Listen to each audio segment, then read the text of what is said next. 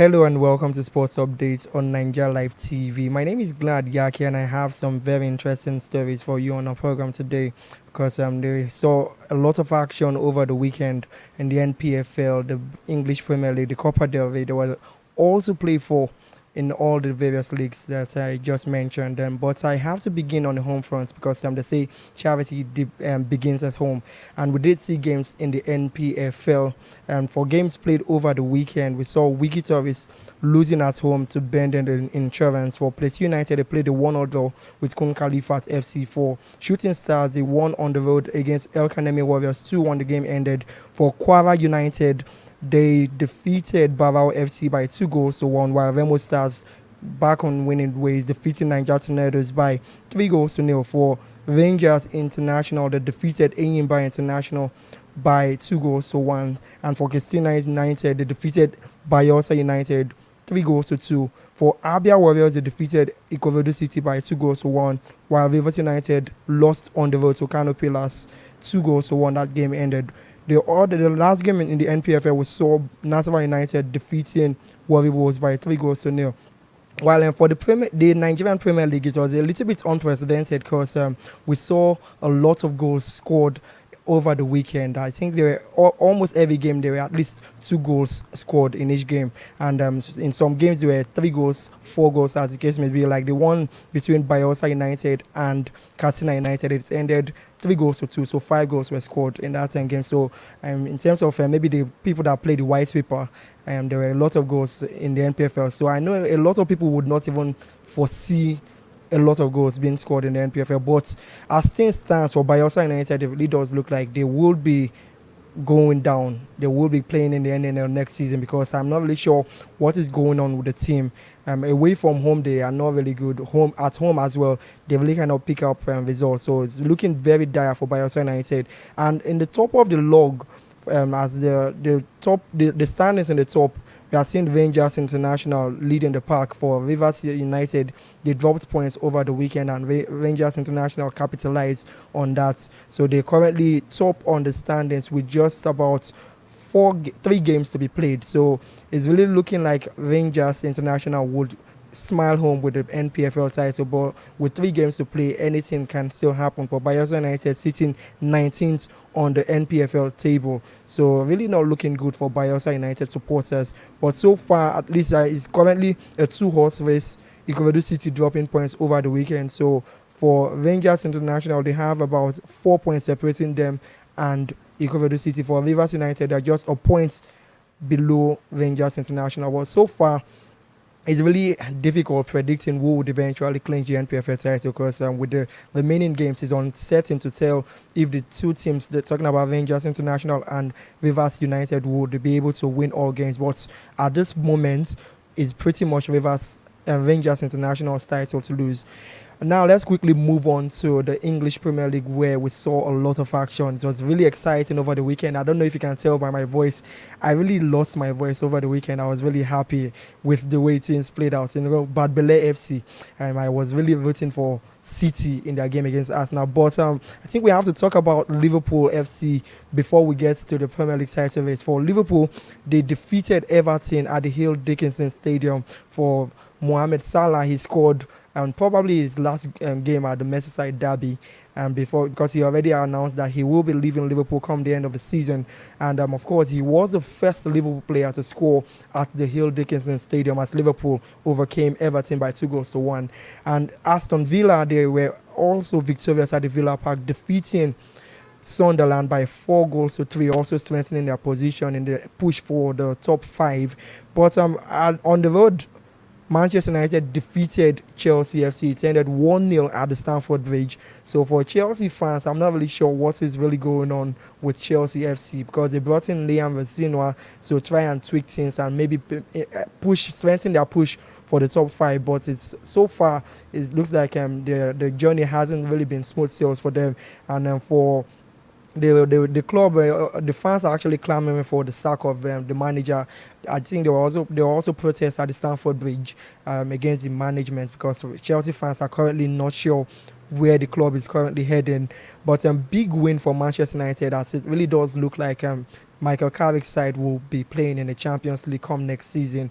And for Carrick, he's also talking about potentially wanting the job for a permanent run. He wants the contract to be given to him on a permanent basis because he's currently managing Manchester United on an interim basis. But impressive win for Manchester United. Although you want to question their performance, Chelsea were, should I say, dominant in terms of performance. They had more chances, ball possession and all that, but it all counts for nothing when you can't win the game. For United, they got, I think their only shot on target was a goal. So you want to say congratulations to Manchester United, but the Premier League, the race for the Champions League spots, you want to say at this point maybe it's becoming too much for Chelsea to really keep up, because they are currently sixth on the log with 48 points.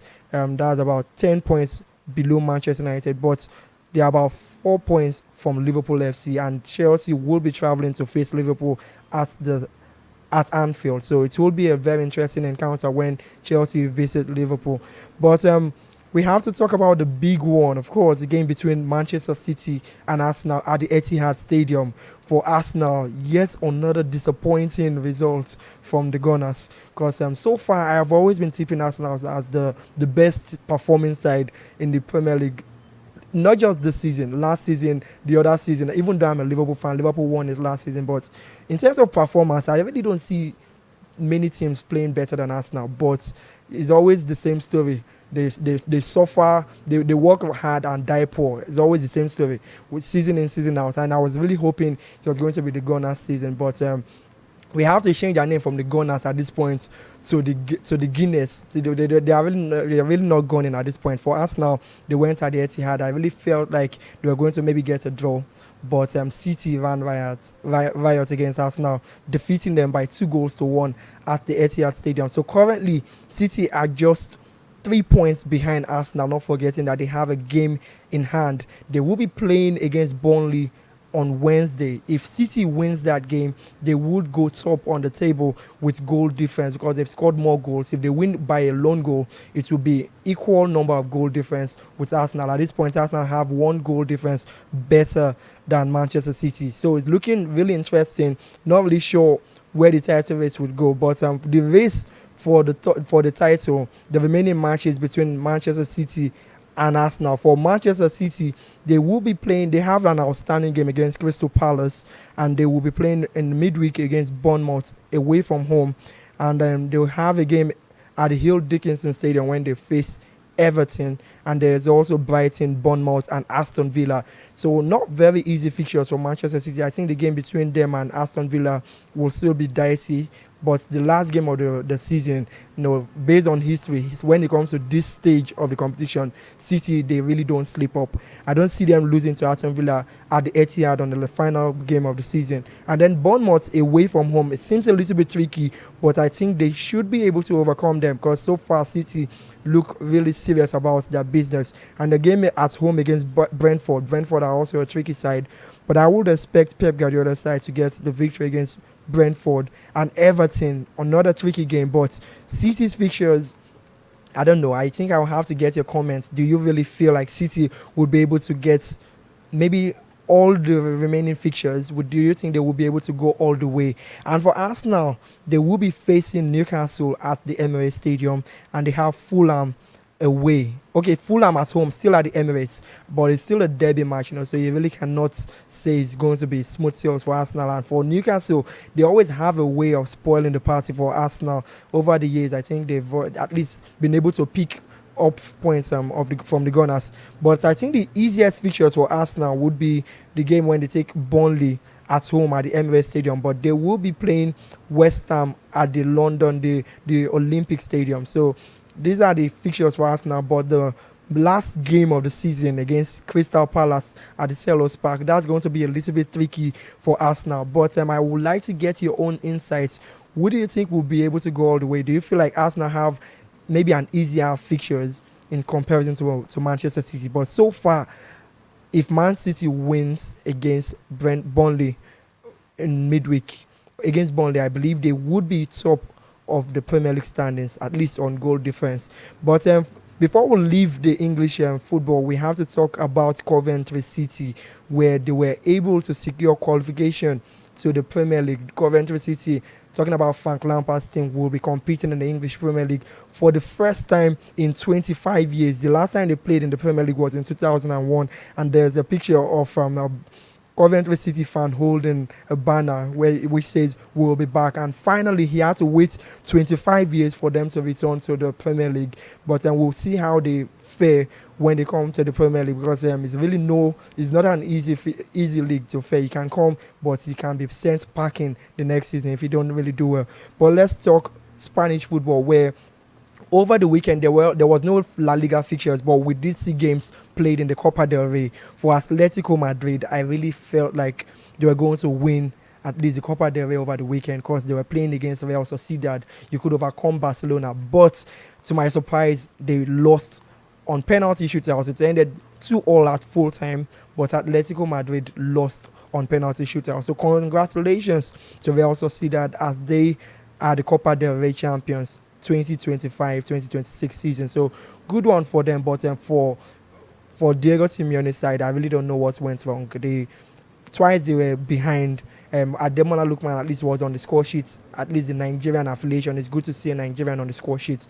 But I don't know why Diego Simeone removed Lookman early on in the game. He was still looking very threatening for Atletico Madrid. But I don't want to use that as an excuse.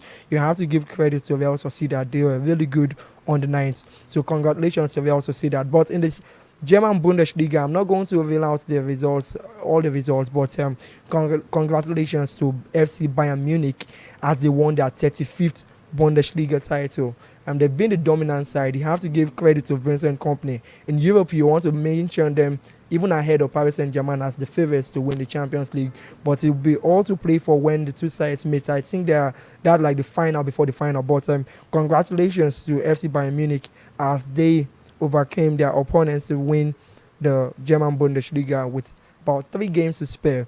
So this is going to be the size of our package today, But before we go, a quick reminder that Nigeria Live TV is officially open for business. So if you're looking to partner with us, you can reach us on our studio line at 0812 934 0000. I'll take it again, 0812 934 0000. And for those that want to at least follow us on our social media handle, where we'll be giving you updates, you can follow us on all social media handles, talking about Facebook, Instagram, TikTok, and YouTube at Nigeria Live TV. And you can also visit us at our head office at number 122 in Biamaye Negwa Road in Amarata, Bayelsa State. So this will be where we draw the curtain. I really do hope you have a wonderful day. Until next time, do have a good one.